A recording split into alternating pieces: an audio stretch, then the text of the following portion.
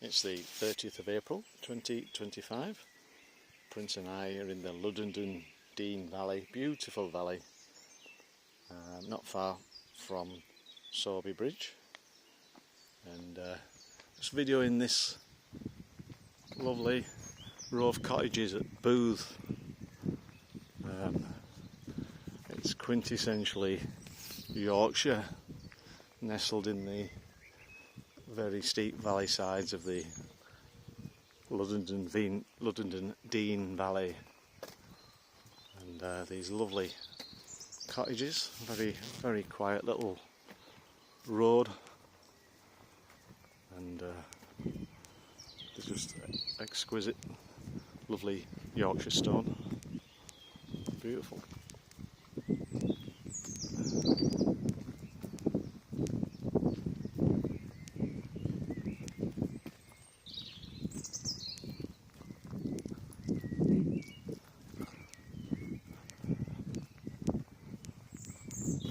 It's one of my favourite little hamlets in West Yorkshire. Prince likes it too. So we've got tulips out there, look, they're lovely.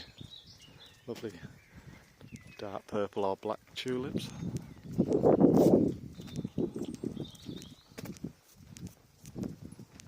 Very nice place to live. Lovely doors, traditional. Apart from the cars in front of the houses, it probably hasn't changed dramatically in a couple of 100 years. There you go, 1880, so it's 155 years old. Goit side. Wow, that's a real Yorkshire sounding name, isn't it? Goit side. What's a goit? Stream, I presume. There's a stream at the side behind the houses. Had a great walk today. Started in Sorby Bridge and got up onto Norland Moor and across Norland Moor, and the woodland, beautiful woodland, bluebell bestrewn woodland, and we walked alongside the river Colne Valley, and really pleasant river and canal, and then we saw a kingfisher, so that was rather nice. Seen a couple of kingfishers down there now, so always nice to see. Just checking this dog. Just put Prince on the lead and make sure he behaves himself, as it's a border terrier. Hiya, alright. He's not a fan of border terriers, isn't Prince? I don't mind them, but Prince particularly doesn't like border terriers. Right, as we walk down here, alright, there we go. Treated Japanese knotweed. It's a Scourge's Japanese knotweed. Look, there it is. We need to blame the Victorians for Japanese knotweed. A friend of mine was telling me today they imported it. It's not a native species. Bit of a clue in the name there, Japanese. And the Victorians apparently used to make crumbles, like rhubarb crumble, out of Japanese knotweed. They cultivated it, so yeah, blame the Victorians. There we go, more typical examples of West Yorkshire. There's a squirrel there, look, it's running up towards that red car. Not running towards red car, but that red car. Yeah, it's not a red one, unfortunately. But that's a really lovely looking cobbled street going up there. Now This is one of my favourite gardens in this area. It's a wonderful garden. It's a great big chimney there. You can't see the height of it properly, but you will in a moment. And I always enjoy looking at this amazing garden. The water features there, you see the chimney there, that's got to be, what, 10 foot high? Minimum. That took some positioning, didn't it? Probably on top of a mill at one time. But yeah, fabulous, fabulous garden. Well cared for in the main. Looks like the lawns have just been cut. And is that a cherry tree in blossom? Chinese magnolia, I think. There. Let's have a look. How about that? That is really nice. Very, very peaceful. You could sit in there of an evening, just enjoy the birds singing. I think I've videoed this before, but it was well worth another look.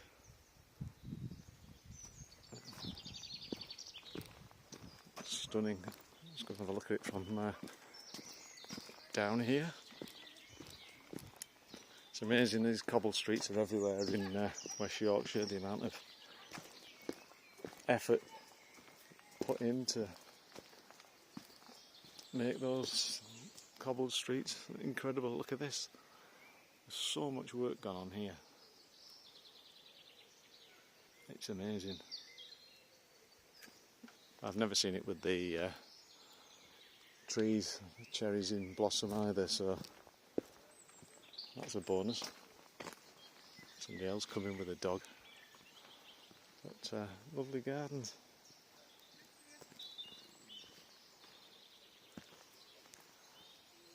Lovely cherry trees. Hiya. Yeah, we'll go back this way. Come on, Prince. Come on, son. Come on. Here, Prince. Prince. Come here. Come on. Come on. He's having a bit of a Mexican standoff with that dog. Come on. Come on.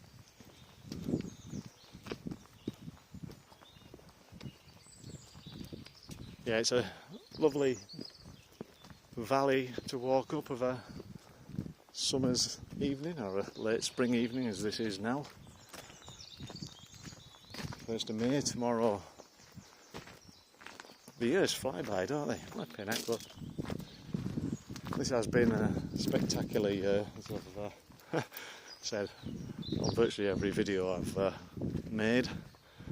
It's just fabulous weather, fabulous.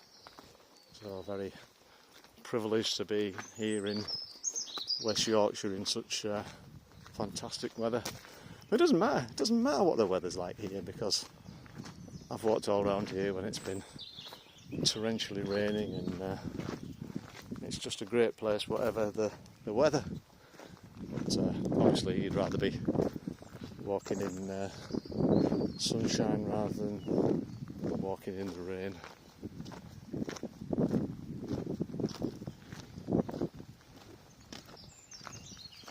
Come on, son. Quite a few dogs about tonight. People walking the pets. Hiya, right? Come on, Prince, come on. No need for that, sorry. Come on. Doesn't like being approached at speed. You get an idea of how high the valley sides here. It's very steep valley sides in West Yorkshire. A house perched near the top. There's one right on the top. The views from there, but in winter you do get a bit of snow in West Yorkshire, and I dare say it's difficult to get up to your house when it's been snowing. Probably a 4-wheel drive required.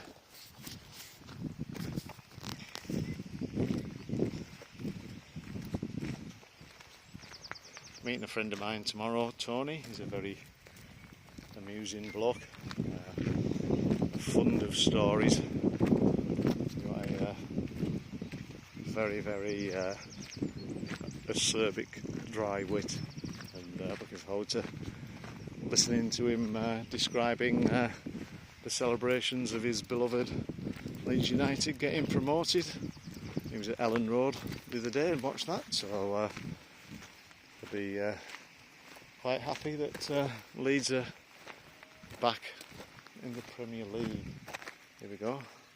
There's a nice view back of the valley. There's the stream at the bottom there. I'll just continuing the video a little longer because there's a fabulous terrace row of houses down here that if you thought Goitside was typically Yorkshire, then you ain't seen nothing yet, because the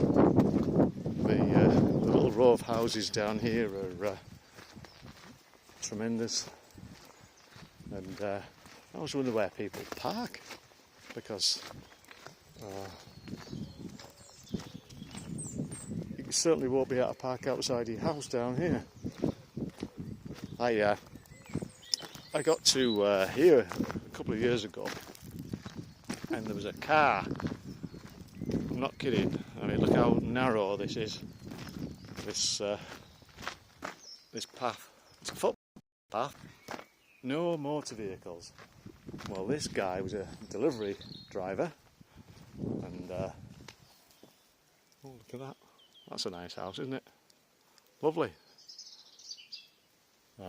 He was trying to drive down here. His sat-nav was telling him that he could get through, and I was coming the other way. There we go. Crikey, that looks a formidable flight of steps. You often see steps like that in West Yorkshire up the side of the valleys. And I was coming the other way, and he's approaching the direction that we're going in now. And he said, "Oh, I can get through down there at the bottom." I said, "You can't, mate. It's a footpath." But maybe you look. It's so narrow. Maybe in the old days when I grew up in the 70s, cars were tiny. A Mini was a Mini. I mean, the size of Minis now, God, they're like flipping bigger than estate cars were in the 1960s and 70s. It's absolutely ridiculous, the size of cars now. But the problem that it's caused is the fact that all the roads weren't built for big cars, and so now all your journeys are flipping stop-start when you're going around places like this. You can't pass. There's too many cars. The cars are too big, and everybody's got a car. It's a perfect storm, so they all park outside the house, 1 or 2 cars, and they just journeys are far, far longer than they would have been in the 1960s and 70s, purely because there's so many vehicles on the road. I've got a bit of a pet hate when you come to a T-junction and somebody's turning right and they've occupied the middle of the road and you want to turn left. You're stuck. You can't. You have to wait for them to find a gap in the traffic before you can turn right. So, simple solution, well, simple to me, is maybe just paint a dotted line in the middle of the left-hand side of the road, and with arrows indicating right and left, and people will naturally position themselves in the direction they want to go, rather than hogging the middle of the road and impeding everybody else who wants to turn left. So, quicker journey times, less driver stress, less emissions in the atmosphere, smoother traffic flow, all with a can of paint. do that across the country. Save the country millions in petrol being wasted while people wait for people to turn right. It's got to be the future. So I've tried to contact my local MP and the Highways Agency, and naturally nobody ever responds to your messages. It was ever thus. Did things get done in the 1970s and 80s quicker than they do today? I don't know. You could see a doctor, couldn't you? Crikey, I remember doctors making house calls. In fact, I think the doctor came to me. I'm nearly at this row of cottages. Excuse me. That's been the one small cloud. The fact that pollen counts are pretty high, and I've suffered a little bit of hay fever, but you know, it's just part and parcel of springtime. So here we go. Here's this terrace road that I was talking about, and somebody's managed to park the car here. But look at this. This is West Yorkshire in a nutshell. There's an owl looking out that window. Presume it's not a real one. Look at this, what a fabulous row, terraced row. That's rather a nice feature, isn't it? With the horses and the wood. Just imagine these houses having wood fires. Absolutely tremendous, and all the cars are parked at the bottom, and you've got to walk up to your property. But I guess that's it's no big deal, is it, when you live in such a tremendous bucolic place. Look, there's a stream below. There's a bridge. Now, why was that built? Was there a mill here once? These might be mill cottages, and one's for sale. Wonder. Two Brook Terrace.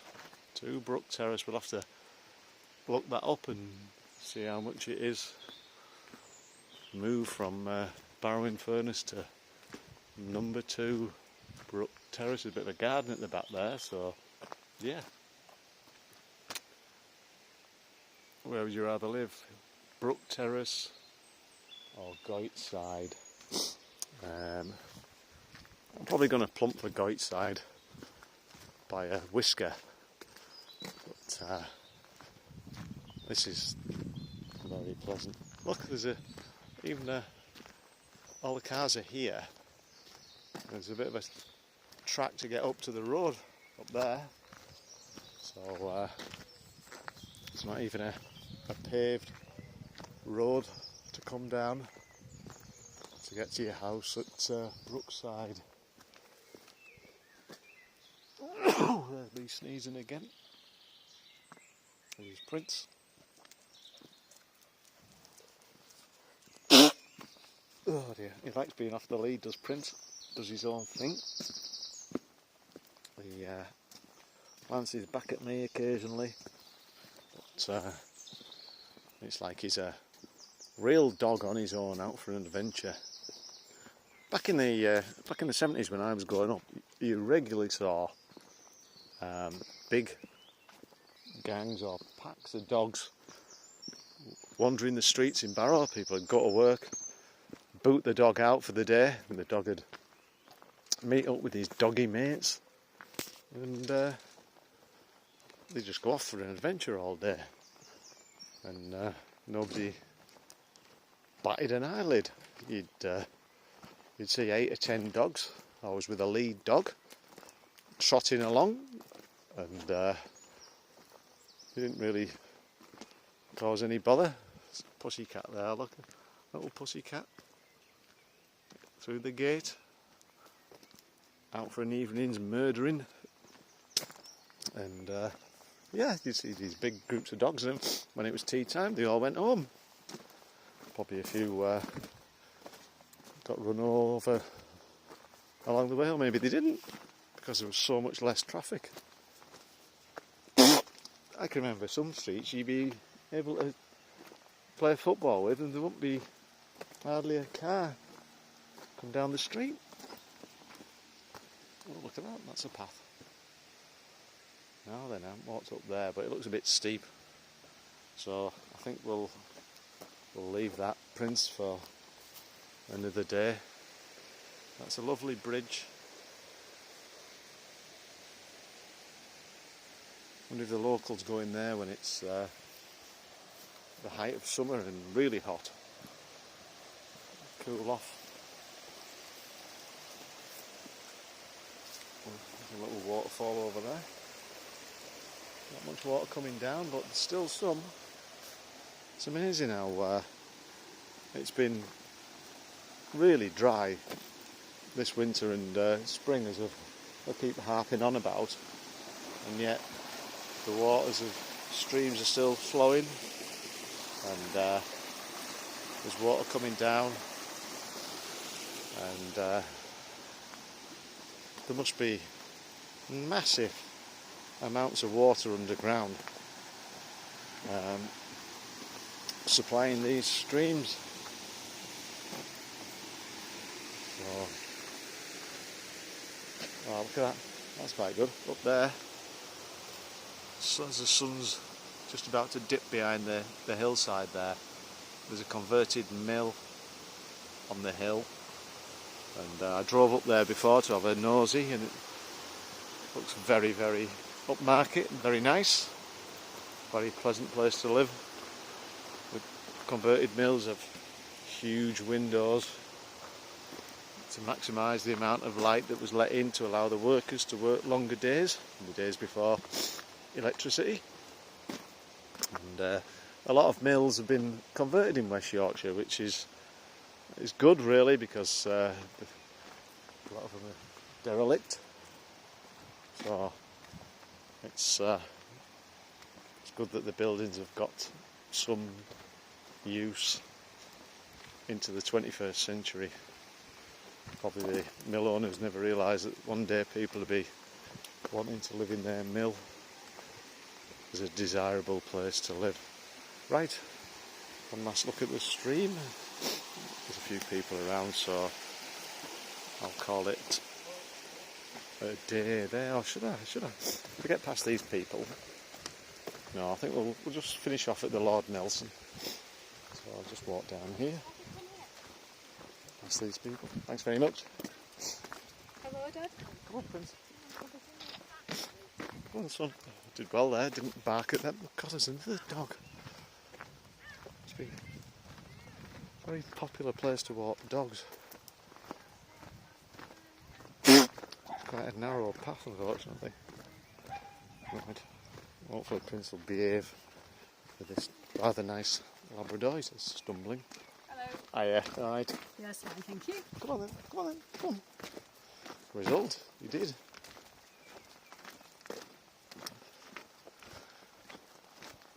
Yeah, he's a rescue dog, is Prince, and we were his fourth owners at 7 months. And he was rather badly treated to the point he was emaciated, and we thought he was a whippet. He was a very small, underfed puppy, and 7 months old.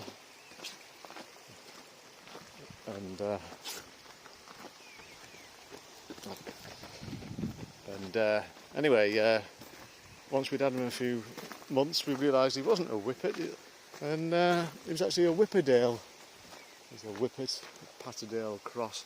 There we go. There's the mill again. Look, you can see all the balconies on the side of the building. So I'm sure people sit there of an evening and enjoy the views across the Luddenden Dean Valley. Right, keep looking at the stream. That's very pleasant indeed.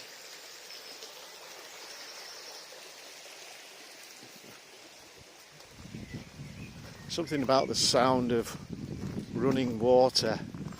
It's very calming, isn't it? If you're stressed, the best thing you can do is go for a walk, and hopefully not too far away from running water, and yeah, it's very nice indeed. So we're nearly back at the church at Luddenden. It's rather a nice church, and I've had a wander around the very, very pleasant graveyard before now, and it's a very tranquil last resting place for the residents of Luddenden and the Luddenden Dean Valley. Right, we'll finish the video at the Lord Nelson pub, which is one of my favourite pubs. They serve, well, they did last time. They had quite a range of Timothy Taylor's beers, which in recent years it was always my go-to beer for decades. It's been one of my favourite beers, but it's had quite a slating of late in the Facebook groups that I'm a member of, and people have been saying it doesn't match the way it used to. But I had a pint of Golden Best this afternoon at the Navigation in Sorby Bridge, and I thought it was perfectly acceptable. Prince had some water and a dog biscuit as supplied by the pub, so he was reasonably happy. There's a nice little bridge over the river there. Here we are, lovely church at Luddenden.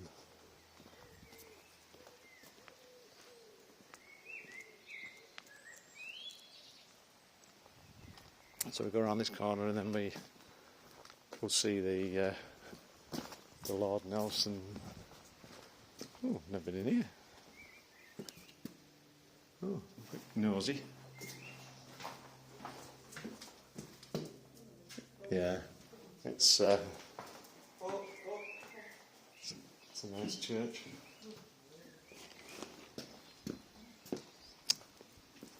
Years ago I went to St. Peter's in Rome, and obviously all the spectacular grandeur of the high church of the Catholic faith. Oh, that's cute, isn't it? Lovely sheepdog. And we'll just go down here, it's quite interesting. Yeah, so there I am in St. Peter's with my then girlfriend Elaine. She was a nice girl. Met her on a volcano on the island, Indonesian island of Java, Mount Bromo. She was riding a horse and she asked me to take a photo, which I did, and the rest was history. We were together quite a while.